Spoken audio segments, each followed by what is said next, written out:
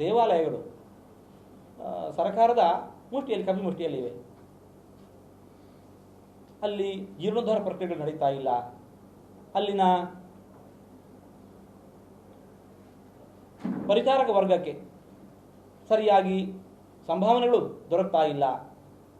ಅಲ್ಲಿ ಬಂದ ಕಾಣಿಕೆ ಅದು ಸದ್ವಿನಿಯೋಗ ಆಗ್ತಾ ಇಲ್ಲ ಅನ್ನುವಂತಹ ಅನೇಕ ಆಕ್ಷೇಪಗಳಿದ್ದಾವೆ. ದೇವಾಲಯಗಳಿಂದ ಅಲ್ಲಿ ಬರುವ ಸಂಪತ್ತಿಯಿಂದ ಊರಿಗೊಂದು ಸ್ಕೂಲು ಸಿಗಬೇಕು, ಶಿಕ್ಷಣ ಸಂಸ್ಥೆ ಕಟ್ಟಬೇಕು, ಒಂದು ವೈದ್ಯಕೀಯ ಸಂಸ್ಥೆಯನ್ನು ಕಟ್ಟಬೇಕು, ಆಯಾ ಊರಿನ ಭಕ್ತರು ನೀಡಿರುವ ಕಾಣಿಕೆ ವಿಶೇಷವಾಗಿ ಆಯಾ ಊರುಗಳಲ್ಲಿ ಹೀಗೆ ಜನರಿಗೆ ಮರಳಿ ದೊರಕಬೇಕು.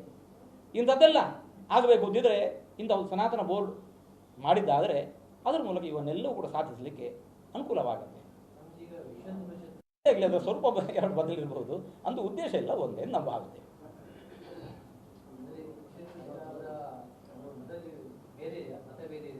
ನಮ್ಮ ಗಮನಕ್ಕೆ ಇನ್ನೂ ಅದು ಬಂದಿಲ್ಲ, ನಮ್ಮ ಹತ್ರ ಯಾವುದು ಬಂದಿಲ್ಲ. ಉದ್ದೇಶ ಎರಡು ಕೂಡ ಒಂದೇ, ಅವರ ಸ್ವರೂಪ ಬದಲಿರಬಹುದು, ಉದ್ದೇಶ ಇಲ್ಲ.